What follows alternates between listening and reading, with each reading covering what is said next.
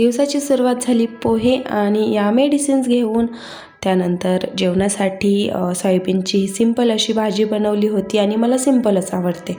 आरुषचे पप्पा ऑफिसहून आल्यानंतर त्यांच्यासोबत थोडीशी मस्ती केली. हे जे वाढलेलं पोट आहे ना, त्याच्यावरून थोडीशी मी त्यांची चेष्टा करत होते. आरुषने आणि त्यांनी थोडीशी मस्ती केली आणि त्यानंतर आरुषचे पप्पा गेले क्रिकेट खेळण्यासाठी. नंतर आरुषला आहे काजू बदाम आणि खजूर दिले होते खाण्यासाठी आणि माझ्यासाठी गरम गरम असा चहा बनवला होता.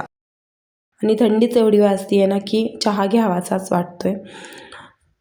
आणि तसंही ऋतू कोणताही असो, मला चहा आवडतोच. त्यानंतर दुसऱ्या दिवशी आरुष एवढा एक्सायटेड होता ना, मला घरकामातही मदत करत होता.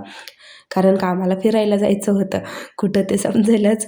त्यानंतर मी दिवसभर आवरण्यातच बिझी होते, शूट करायला काहीच झालं नाही. त्यानंतर आम्ही पोहोचलोही आमच्या डेस्टिनेशनला. आम्ही गेलो होतो आमच्या घरी.